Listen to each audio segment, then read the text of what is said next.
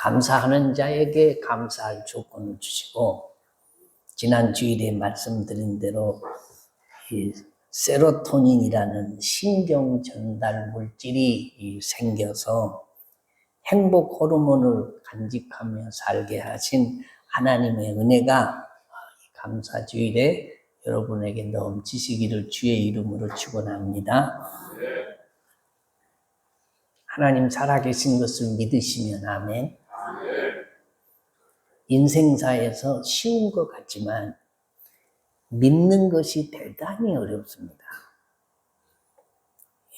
병원에서 의사의 사형 진단 선고를 받은 사람에게 때때로 주변에서 목사님, 병원에 가서 이제 사형 선고 받은 그 불쌍한 사람 복음을 전해서 예수 믿고 천국이라도 갈 수 있도록 목사님이 한번 찾아가 주시면 좋겠습니다 라고 부탁하는 사람이 있습니다.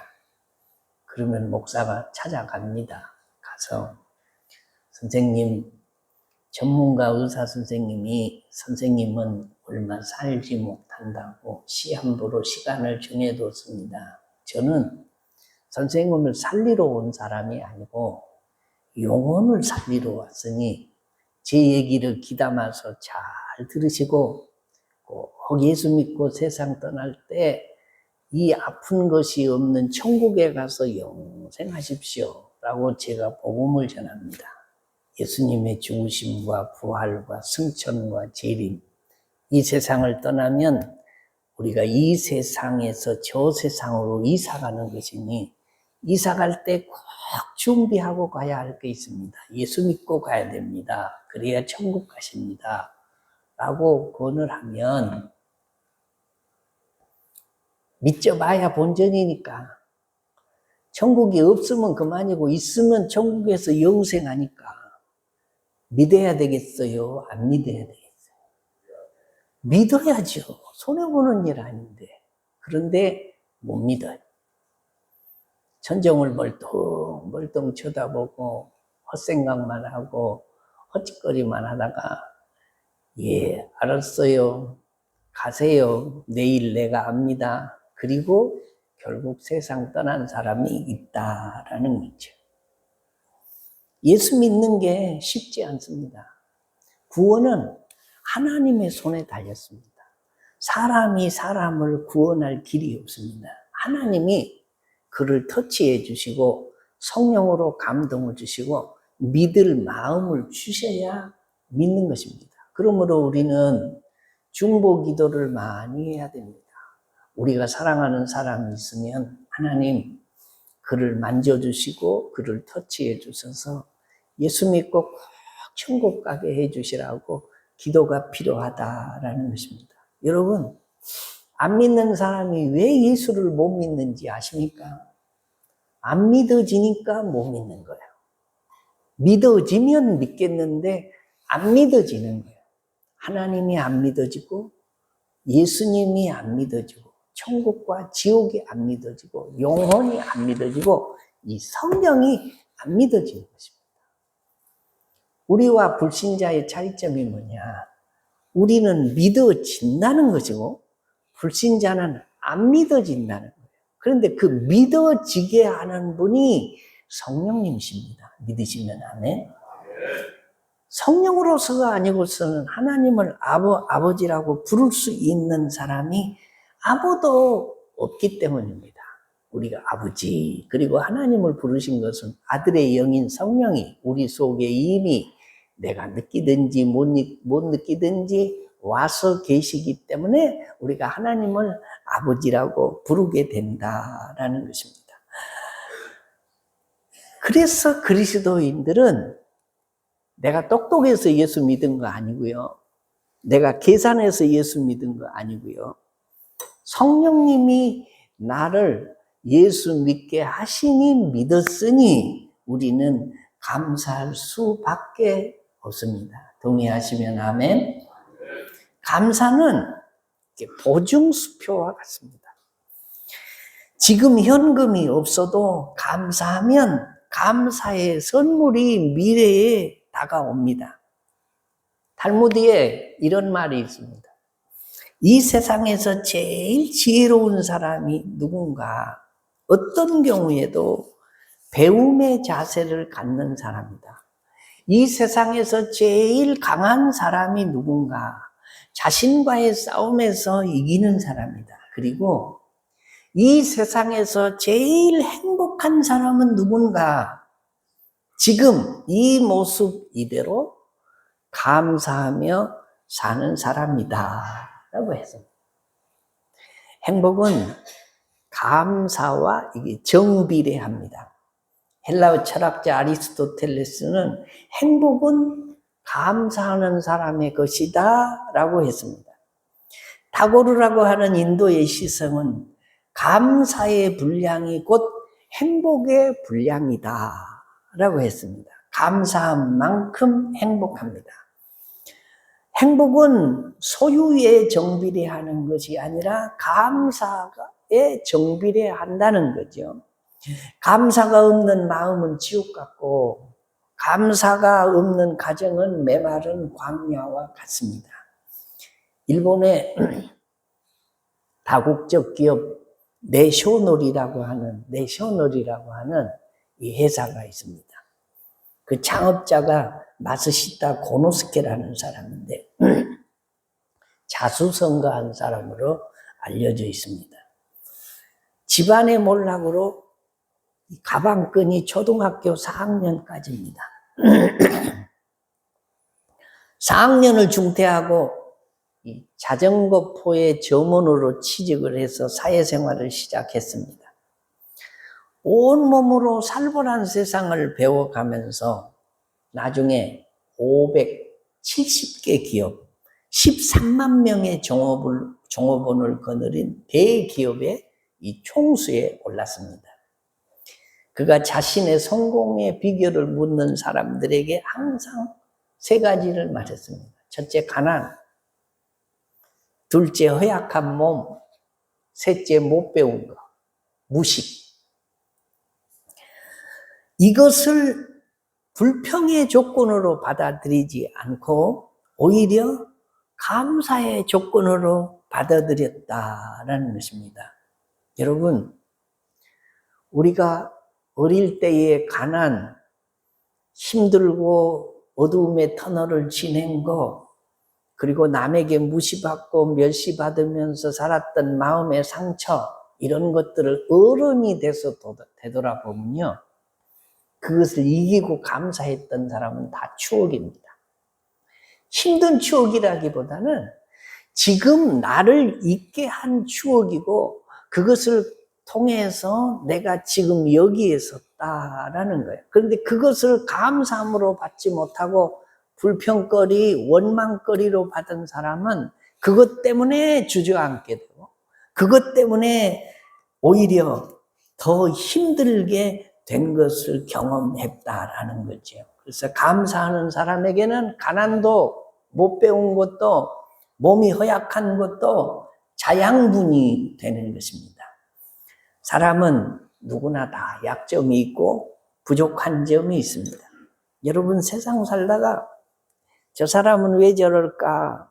저 사람은 성질도 못 되고 나하고 대할 때마다 표정도 다르고 다 왜 저럴까 하고 우리가 싫어하는 사람들이 종종 있습니다. 그런데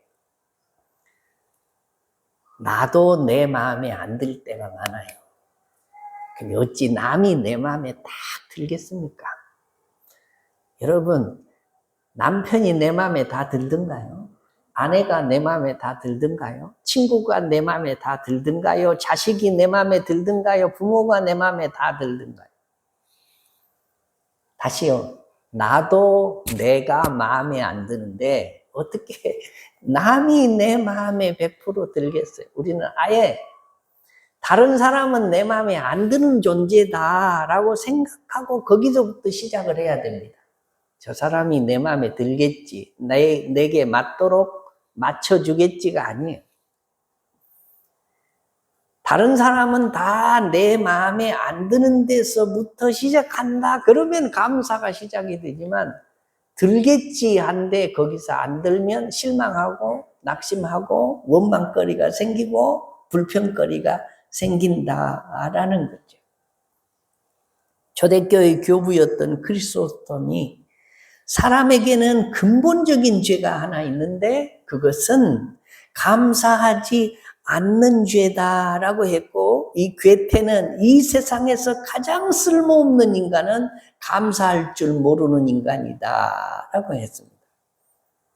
예수 믿는 사람에게는 기도를 쉬는 것도 죄다라고 했는데 감사를 쉬는 것이 죄다라는 거예요. 아리스토텔레스의 말에 의하면. 감사하지 못하면 마음이 허망해지고 미련한 마음이 어두워져서 우둔하게 됩니다. 그래서 시편 50편 23절에 감사로 제사를 드리는 자가 나를 영화롭게 하나니, 감사하면 하나님을 기쁘시게 해요. 감사하는 자가 하나님을 움직일 수가 있어요. 감사하면 하나님이 영광을 받으신다라는 거죠.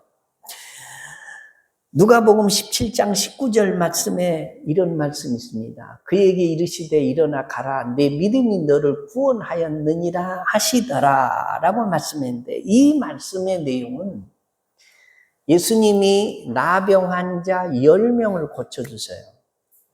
그런데 다 갈 길로 가고 이방인 한 사람이 예수님께 감사하다고 표현을 하려고 살해하러 나옵니다.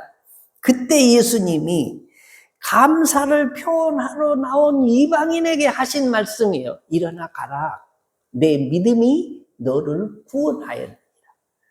감사가 믿음이고 믿음이 감사예요. 내 믿음이 너를 구원하였다면 네 감사가 너를 구원하였느니라 라는 말씀과 똑같다라는 거죠. 어떤 사람이 믿음 좋은 사람이냐? 감사의 지수가 높은 사람이 믿음 좋은 사람. 어떤 사람이 믿음이 없는 사람이냐? 감사의 지수가 낮은 사람이 믿음이 없는 사람이다라는 겁니다. 오늘 본문 말씀은 하나님께서 택하신 백성들에게 베풀어 주신 놀라운 은총에 대해서 기뻐하고 즐거워해라, 감사해라, 그런 말씀이에요. 그렇지만 실제 요엘 선지자가 활동하던 시대의 상황은 전혀 기뻐하거나 즐거울 만하거나 감사할 상황이 아니었습니다. 요엘서 1장 4절에 보면 팥종이가 남긴 것을 메뚜기가 먹고 메뚜기가 남긴 것을 느치가 먹고 느치가 남긴 것을 황충이 먹었도다. 농사를 지었는데요, 이게 팥종이, 메뚜기, 그 다음에 느치, 이것들이 차례대로 싹 먹어버렸다는, 아무것도 남는 것이 없었다라는 것입니다. 하나님의 백성들이 죄악에 빠집니다. 하나님의 품을 떠나 우상 숭배합니다. 그래서 메뚜기 재앙을 통해서 그들을 심판하시겠다고 경고하고 느치를 통해서 심판하시겠다고 하나님이 말씀을 하셨는데 결국 심각한 기근이요 결핍이요 슬픔이 왔다라는 것입니다. 그런데 요엘 선지자를 통해서 하나님이 구원과 회복의 길을 말씀하십니다. 그것은 한마디로 마음을 찢고 하나님께로 손들고 돌아오르는 것입니다. 금식을 하고 성회를 소집하라고 명하십니다. 그리고 불쌍히 여겨달라고 하나님 앞에 손들고 나오면 하나님은 은혜로우시고 노하기를 더디하시고 용서하기를 기뻐하시는 분이시니까 하나님이 뜻을 돌이키시고 주님 품으로 돌아오기만 하면 탕자를 기다리는 아버지처럼 하나님의 백성들을 용서해 주시고 회복시켜 주시겠다라는 말씀이에요. 요엘서 2장 18절을 보십시다. 그때에 여호와께서 자기의 땅을 극진히 사랑하시어 그의 백성을 불쌍히 여길 것이라. 자, 하나님께 돌아오기만 하면 하나님이 그들을 다시 긍휼히 여기시고 회복시키시겠다라고 말씀을 하신다라는 겁니다. 우리의 삶을 보면 별로 기뻐하고 즐거워할 만한 것이 보이지 않을 수 있습니다. 개인적으로 돌이켜보면 힘들고 어려운 일로 가득 채워져 있을 수도 있습니다. 내가 그렇게 힘들게 목매어 부르짖었지만 기도가 응답되지 않을 수도 있습니다. 내가 수고하고 했었지만 텅 빈 손으로 있을 수도 있습니다. 그래도 하나님을 기뻐하고 즐거워하라 라고 말씀을 하십니다. 왜 그러냐? 내 안에 기쁘고 즐거운 일이 없는데도 우리가 어떻게 항상 기뻐하고 범사에 감사할 수 있을까요? 여기에 믿음이 요구됩니다. 세상 사람들은 눈에 보이는 대로 따라가고 자기에게 주어진 것만 바라봅니다. 그러나 믿음은 보지 못하는 것을 보는 게 믿음입니다. 그래서 히브리서 11장 1절에 믿음은 바라는 것들의 실상이요 보이지 않는 것들의 증거라고 말씀합니다. 믿음은 내가 기대하고 바라보는 것을 미리 맛보는 것입니다. 작은 교회를 섬기는 그 목사님 4분이 계셨습니다. 어려운 형편이었지만은 열심히 목회를 하시는 분들이었습니다. 그런데 그만 사모님이 위암에 걸리고 말았습니다. 사모님이 너무너무 낙심되고 서럽기도 하고 답답하기도 하고 억울했습니다. 이렇게 어린 자녀들을 두고 교회 개척을 하다가 죽을 둥 살 둥 모르고 일하다가 이렇게 죽다니 천국은 가겠지만은 우리 자녀들이 너무 불쌍하고 두고 간 남편도 불쌍하고 그래서 하나님에 대한 원망, 남편에 대한 원망, 이 환경에 대한 원망이 목까지 찼어. 이렇게 된 게 다 남편 목사 탓이라고 생각했습니다. 목회한다고 그렇게 고생을 시키더니 맨날 교인들 편만 들고 나보고는 참으라고만 하고 그렇게 마음을 아프게 하더니 결국 내가 병들어서 죽게 된 거라고 생각을 하니까 미움과 원망이 크게 일어났습니다. 그런데 병문안으로는 그 선배 목사님이 선물이라면서 2가지를 내놨는데 하나는 치료비에 보태쓰라고 봉투를 하나 내놓고 작은 이 노트를 한 권을 줬습니다. 작은 노트에 보니까 그 앞에 제목이 뭐라고 써있냐? 감사 노트 이렇게 제목이 붙어 있었습니다. 첫 장을 딱 여니까 사모님 이 노트에 하나님께 감사한 것들을 적어보세요 라고 쓰여 있었습니다. 처음에는 화가 났습니다. 감사는 무슨 억울해 죽겠는데 그러다가 자기도 모르게 생각을 하기 시작을 했습니다. 생각을 해보니까 그래도 남편 목사님 만나서 구원받았으니 죽기는 죽어도 천국에 갈 수 있겠다라는 생각이 들으니까 그래 감사하다. 천국 가니까 그래도 감사하다. 또 생각을 해보니까 그래도 신앙생활 잘하는 자녀들을 얻었으니 그것도 감사했습니다. 또 어쩌니 저쩌니 해도 혼자 죽는 사람도 많은데 내가 죽을 때 내 옆에 내 손 잡아줄 남편이 있으니 남편 앞에서 죽을 것을 생각하니까 그것도 감사했습니다. 이렇게 하나씩 생각하다 보니까 얼마나 감사한 일들이 많았던지 며칠이 지나자 그 노트에 감사를 조건이 가득 차고 이제 노트가 다 차버렸습니다. 그러면서 얼마나 눈물이 나든지 이것도 감사해서 울고 저것도 감사해서 울고 이렇게 하루하루 감사 노트를 쓰다 보니까 감사하면 뭐가 생긴다고 그랬어요? 세로토닌이 우리 몸에 생긴다고 했죠. 세로토닌. 행복, 이 호르몬. 세로토닌 약을 먹는 것과 같은 효과가 있어서 마음의 평안을 찾게 됐습니다. 그런데 의사가 계속 진찰을 하는데 깜짝 놀라면서 말했습니다. 사모님 몸속에 있는 암세포가 이게 점점 사라져 갑니다. 보통 치료의 효과 이상의 효과가 지금 나고 있는데 왜 그런지 모르겠습니다. 이대로 가면 한 달 이내에 치료가 될 것 같습니다. 이것이 의사의 소견이었습니다. 어떤 사람이 하나님의 계획 없이 자기 마음대로 사업을 하다가 망하면 그거 십자가라고 합니다. 아니요. 십자가가 아닙니다. 그것은 불신앙의 대가입니다. 기도하지 않으면서 영적으로 환난을 당할 때 그것도 십자가라고 합니다. 아닙니다. 그것은 기도하지 않았기 때문에 지는 영적인 고난입니다. 이것은 십자가가 아닙니다. 자신의 잘못입니다. 십자가라는 것은 선을 위해서 당하는 억울함, 주를 위해서 감사하면서 감내하는 고통을 십자가라고 하는 것입니다. 감사함으로 받으면 무엇이든지 버릴 것이 없습니다. 저는 여러분의 형편을 다 알지 못합니다. 그러나 어떤 일이든지 감사함으로 받으면, 인내하며 받으면 높이시고 회복시키시고 축복으로 변화시키시고 버릴 것이 없게 하시는 줄을 믿으시기를 주의 이름으로 축원합니다. 그러면 우리가 무엇을 감사해야 할까요? 첫째는 에베네셀의 은혜 때문에 감사해야 됩니다. 에베네셀이 뭡니까?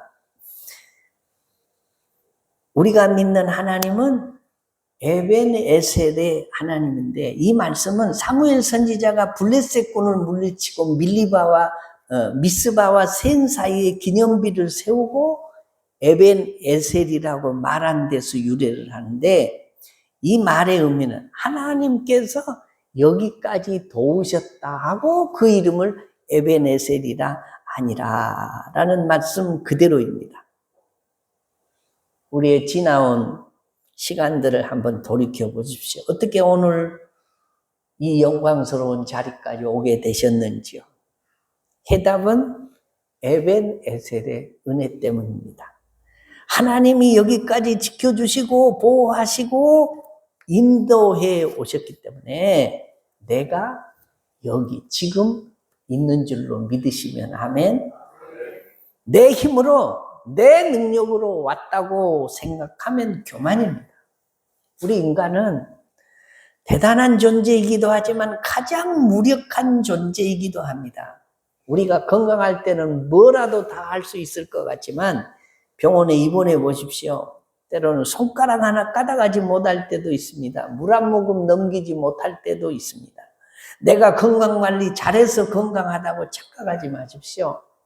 우리 건강도 하나님의 손에 달려 있습니다. 하나님이 에베네셀의 은혜로 돌보지 않으시면 내 수고와 노력이 헛된다라는 거죠. 세상에 하나님의 도우심이 필요 없는 사람은 아무도 없습니다. 그러나 더더구나 우리 믿는 사람은 순간마다 때마다 모든 사사건건마다 하나님이 함께 해 주셔야 우리가 이 자리에 있고 하나님의 은혜를 감사하고 찬양할 수 있는 줄로 믿으시면 아멘. 뭐 때문에 감사해야 되냐? 에베네셀의 은혜를 감사해야 돼. 하나님이 여기까지 나를 인도해 오셨다는 것 때문에 감사해야 할 줄로 믿으시면 아멘. 두 번째로는 임마누엘의 은혜 때문에 감사해야 됩니다. 우리가 기뻐하고 즐거워하고 감사해야 할 이유는 임마누엘 때문입니다. 예수님의 이름이 별명이 여러 가지가 있지만 그 중에 하나가 임마누엘입니다. 하나님이 우리와 함께 계시다라는 거죠. 개인적으로 저는 이 임마누엘 단어가 너무너무 좋습니다. 하나님이 나와 함께 하심을 믿는 자는 행복하고 어떤 상황에서도 염려하거나 두려워하지 않습니다. 시편 23편 다윗의 고백을 보십시오. 다윗은 사망의 음침한 골짜기에 있습니다. 그런데도 해받을 것을 두려워하지 않습니다. 오히려 나는 부족함이 없다고 노력합니다. 그 이유가 뭐냐? 주께서 나와 함께 하심이라. 동의하시면 아멘. 우리 믿는 사람은 내가 느끼든지 못 느끼든지 내가 알든지 모르든지 내 속에 하나님의 아들의 영이신 성령이 계십니다. 믿으시면 아멘. 임마누엘로 나와 함께 계신다라는 것입니다.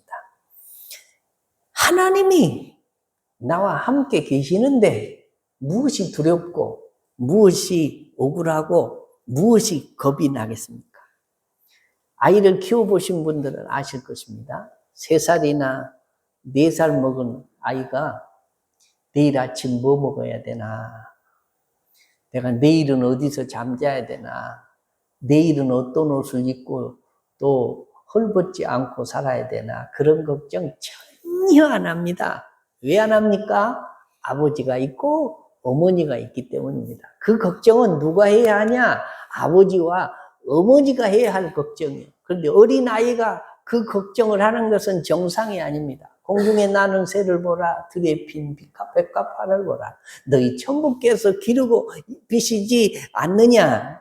임마누엘 대신 하나님이 그것을 걱정하고 염려하고 다 예비해 놓으실 것이니까 너희들은 그냥 감사하고 살아라 라는 말씀이에요.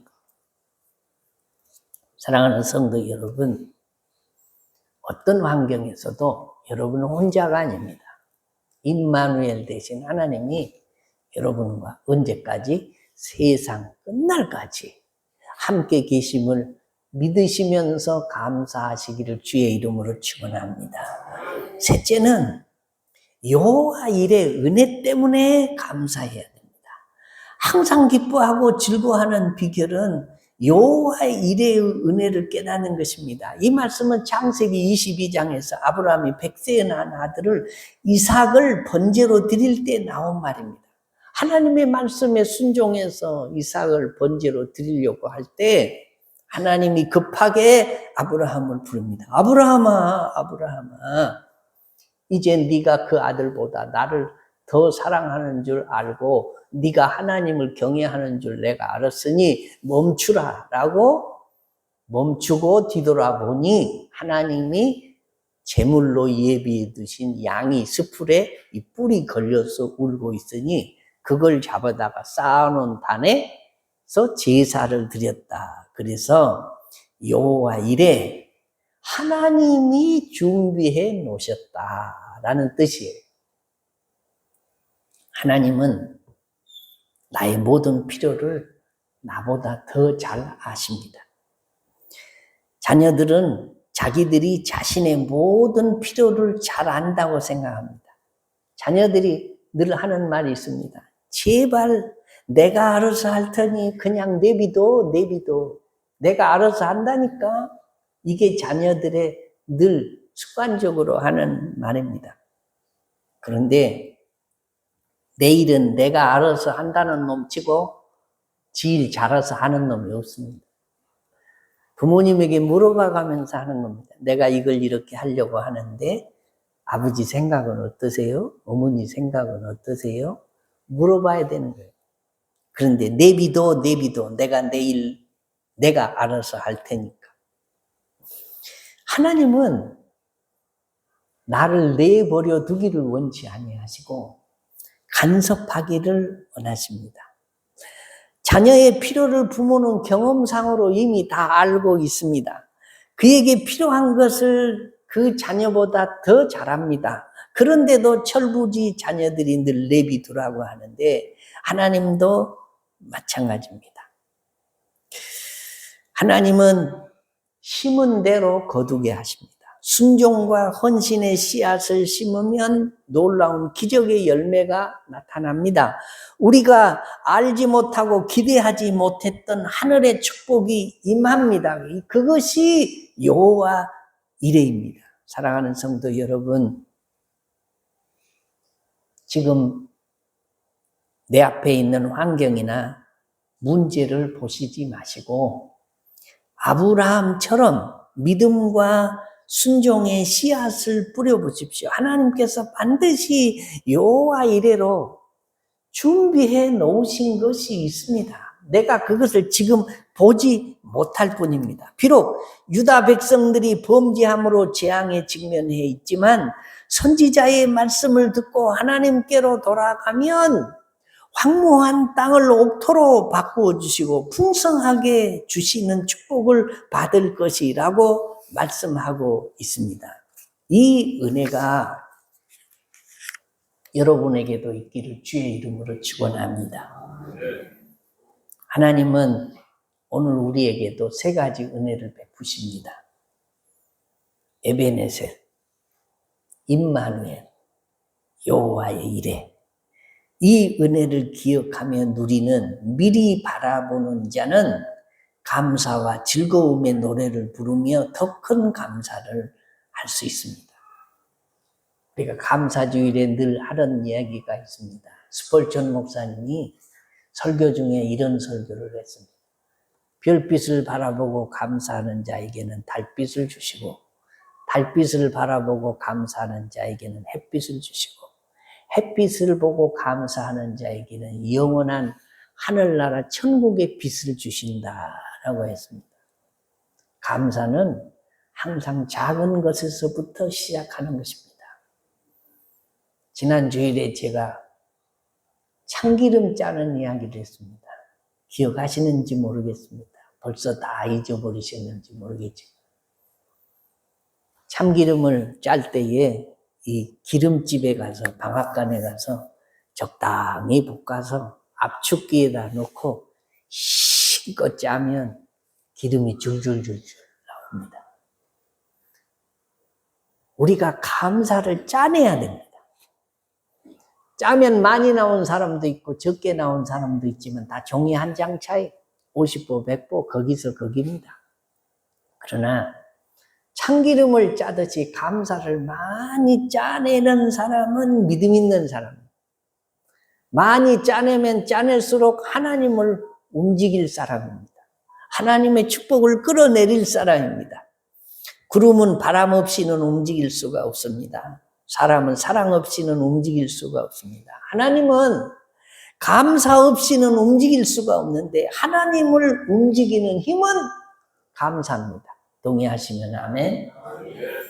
사랑하는 성도 여러분, 하나님이 우리에게 1년에 2번씩 왜 감사주의를 지키라고 했을까? 하나님이 영광을 받으시기 위함도 있지만 우리더러 이 땅 살면서 행복하게 살라고, 제발 감사의 훈련을 해서 감사의 회로를 발전시켜서 땅에 사는 동안 행복하게 살아라 라고 감사를 훈련하라는 거예요. 그냥 저절로 구름에 달 가듯이 되는 게 감사가 아니고요. 참기름 짜듯이 감사를 짜내야 되고 훈련해야 되고, 입술로 감사하고 찬송으로 감사하고 기도하면서도 감사하고 예물 드리면서도 감사하고 위로 하나님께 감사하고 아래로 사람에게 감사해야 하나님이 움직이시고 내가 행복해지고 기도 응답되고 축복받는 줄로 믿으시면 아멘. 다 맥주 감사주의를 지내면서 감사하는 훈련이, 감사의 그릇이 더 커져서 감사해서 감사하는 자에게 베푸시는 하나님의 은혜를 받아 누리는 신실한 주의 종들 되시기를 주의 이름으로 축원합니다. 우리 다